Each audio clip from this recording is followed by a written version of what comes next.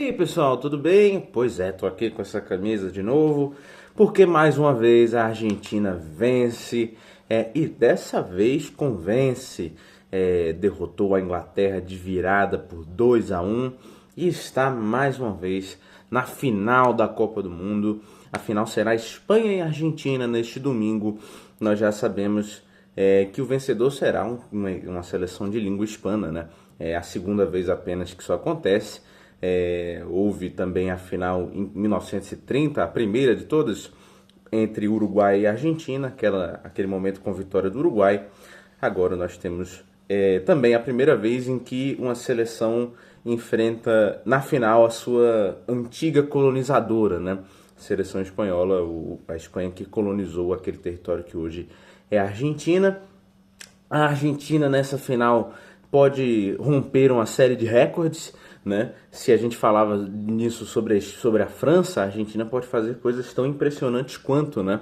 Pode ser apenas a terceira seleção na história a vencer a Copa do Mundo pela segunda vez em sequência consecutiva, né? Apenas a Itália entre 1934 e 38, e o Brasil entre 1958 e 62, e aquela Itália pode ter igualado o recorde também com Lionel Scaloni, treinador da seleção argentina, pode ser também apenas o segundo a vencer a Copa do Mundo duas vezes como treinador. Aquela altura o Vittorio Pozzo, treinador italiano, também conseguiu vencer a Copa duas vezes. Também será a terceira final de Copa disputada pela Argentina em apenas 4 edições, né? Nas últimas 4 competições, a Argentina só não foi à final em 2018, né? Quando foi entre França e Croácia. E também será a terceira final disputada por Lionel Messi, que igualará o recorde do brasileiro Cafu, os dois únicos jogadores que jogaram a final da Copa 3 vezes na história, né? Tudo isso deve ser muito ressaltado.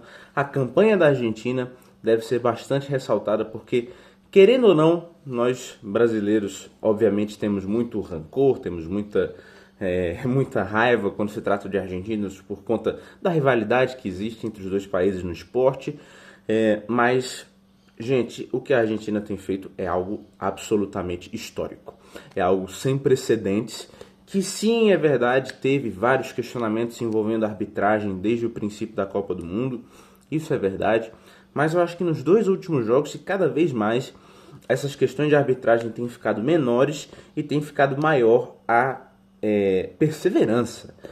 O fato dessa seleção argentina não se deixar ser batida, de não morrer nas partidas. E repito, é algo que qualquer seleção no mundo deveria ter inveja, ou deveria pelo menos almejar ter, porque nós vimos uma seleção brasileira nessa Copa do Mundo que se resignou a ficar atrás, coisa que a Inglaterra de Thomas Tuchel também fez nessa partida.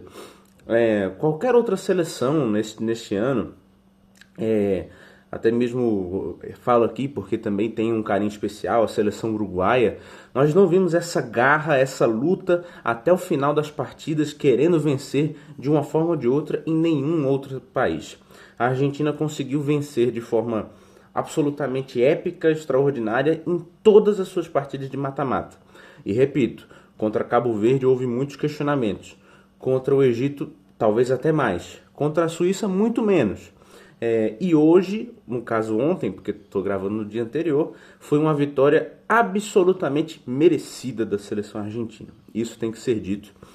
Um jogo que começou muito truncado, muito brigado, um jogo basicamente de Libertadores, né? Talvez o segundo dessa Copa do Mundo, ou terceiro após os dois jogos do Paraguai no mata-mata. Mais uma Argentina que sabia o tamanho do jogo, sabia o peso, e a Inglaterra começou bem, começou também estando à altura dessa partida muito disputada, né? Com algumas faltas também além do tom, as duas seleções tiveram, e aí a Argentina, perdão, a arbitragem teve, acho, um desempenho um pouco abaixo, porque deixou de punir com cartão algumas faltas que poderiam ter sido punidas com cartão, apesar de que houve sim um bom equilíbrio das distribuições de falta, né? Acho que tanto a Argentina quanto a Inglaterra receberam bons números de falta, e acho que a Argentina, um pouco mais faltosa, realmente teve essas faltas cobradas, coisa que às vezes não acontecia nas partidas anteriores, mas foi um primeiro momento de domínio inglês, né, que a Inglaterra encurralava a defesa da Argentina, e a Argentina, muito lenta na sua transição, acabava ficando exposta à pressão da Inglaterra. Pós-pausa para hidratação, o jogo basicamente que reseta, que fica aquele jogo truncado da Argentina tendo um pouco mais a bola, como costuma, e construindo e tendo chances perigosas. Mas foi um primeiro tempo bastante equilibrado, em que as duas seleções não tiveram grandes chances, né? Mas foi nisso, um início muito brigado, muito Libertadores, de muita confusão, em que acho que muito disso se devia à forma como a Argentina encarou a partida, muito por conta da relevância política do jogo, né? Tanto que depois nós vimos cartazes sendo erguidos pelos jogadores argentinos, e aí sim, algo que deve ser digno de nota, porque os argentinos ergueram um cartaz escrito que as Malvinas são argentinas, né? Sendo que a FIFA explicitamente proibiu que esses cartazes fossem levados ao estádio pela torcida, e no fim das contas os próprios jogadores levantaram esse cartaz, o que deveria ser punido pela Federação do Futebol, já que, por exemplo, a própria manifestação política, segundo a FIFA, uma manifestação política no uniforme da seleção haitiana foi digna de punição. Bom, mas no jogo em si, nós tivemos um segundo tempo em que a Inglaterra começa bem e marca o gol logo no começo com o Anthony Gordon, né? O Gordon, a Inglaterra, as duas seleções na verdade começaram com uma formação diferente. A Argentina tirou o Depou para colocar o Simeone, acho justamente para dar um pouco mais de profundidade ao time, e a Inglaterra, para um pouco mais de solidez, tira o seu ponta direita, né, que poderia ser o Madueke, mas normalmente seria o Saka, e coloca o Morgan Rogers, dois jogadores, um jogador que colocaria mais estabilidade defensiva no time e menos correria, né? A Inglaterra perde um pouco da sua capacidade de profundidade, né, de atacar a última linha do adversário. Mas justamente no momento desse, com a assistência do Morgan Rogers, inclusive, consegue o gol, né, o gol do Gordon, no momento de exposição defensiva da seleção argentina.